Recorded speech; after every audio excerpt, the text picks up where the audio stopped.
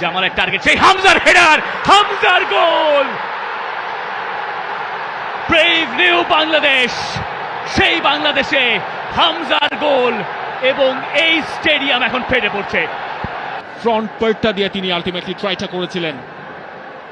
ফাহমিদুল এখনো তার কন্ট্রোলে, সেখান থেকে সাদ, এবং এই দুজনের মধ্যে বেশ কিছু পাসিং কিন্তু আমরা দেখছি এই ম্যাচের শুরু থেকেই। বাংলাদেশি পায়ে বলটা রাখছে, যেটা এক্সপেক্টেড ছিল বাংলাদেশের কাছ থেকে। জামাল, আরো একবার কাজেম শাহ ছিল তার টার্গেট। তবে জামাল ভুঁইয়াকে ম্যাচের এই মোমেন্টের ভেতরে আমরা বক্সের ভেতরে দুবার স্থান নিতে দেখলাম। সেটা হয়তো আতসুশি নাকামুরা, জাপানিজ কোচ ভুটানের, তাকে কিছুটা হলেও চাপে ফেলবে। জামালকে এত তাড়াতাড়ি আমরা বক্সের ভেতরে এত প্রেজেন্স তার কমই দেখি, এবং তিনি যেখানে আজ স্টার্ট করেছেন সেটা গোল থেকে আরো কাছে। ক্লাবে তিনি যেখানে খেলছেন এই সিজনে ব্রাদার্স ইউনিয়নের হয়ে, সেখান থেকে আরো বেশ অ্যাডভান্স পজিশনে। কাজেম শাহর পাস রাকিবের কাছে, রাকিবের শট, আরো একবার সেটা আটকে দিয়েছেন তেনজিন। বাংলাদেশের প্রথম কর্নার কিক ম্যাচের ৫ম মিনিটে। এই সেট পিসের প্র্যাকটিসটা বাংলাদেশ কেমন করেছে সেটার প্রথম পরীক্ষা আজকের ম্যাচটায়। এবং জামাল ভুঁইয়া তিনি যাচ্ছেন, কাজেম শাহ সেই বিউটিফুল একটা সাপ্লাই, রাকিব ঢুকেও পড়েছিলেন, তার সেই শটটা ব্লক হয়েছে।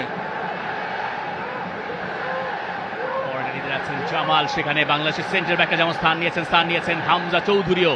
জামালের টার্গেট, সেই হামজার হেডার, হামজার গোল। ব্রেভ নিউ বাংলাদেশ, সেই বাংলাদেশে হামজার গোল এবং এই স্টেডিয়াম এখন ফেটে পড়ছে। দেশের মাটিতে প্রথম ম্যাচেই হামজা দেখালেন কিভাবে গোল করতে হয়। সমর্থকদের যেই ভালোবাসা, সেই ভালোবাসার প্রতিদান দেওয়া শুরু করলেন হামজা চৌধুরী প্রথম মিনিটেই। সেট পিস থেকে সবার ওপরে তালগাছ হয়ে দাঁড়িয়েছিলেন হামজা চৌধুরী, তাকে ধরার আর কারোর সুযোগ নেই। হামজা তার দ্বিতীয় ম্যাচেই গোলের দেখা পেয়ে গেলেন। হামজা যখন থেকে বাংলাদেশের জার্সিটা গায়ে চাপিয়েছেন, এরপরে প্রথম গোলটা তার কপালেই লেখা ছিল। আর কি কপাল, গোলটাও তিনি করলেন কপাল দিয়েই। পারফেক্ট স্টার্ট হামজা চৌধুরীর জন্য, একেবারে সেট আপটাও গেছে। হামজা লাফিয়ে উঠেছিলেন এবং সেখান থেকে যে ফিনিশিংটা দরকার ছিল সেটাই করেছেন হামজা চৌধুরী। গোলকিপারের ঠিক পাশ দিয়ে, গোল লাইনের সামনে কেউ কোনো ডিফেন্ডার ছিলেন না, সেই সুযোগটাই হামজা চৌধুরী কাজে লাগিয়েছেন শতভাগ।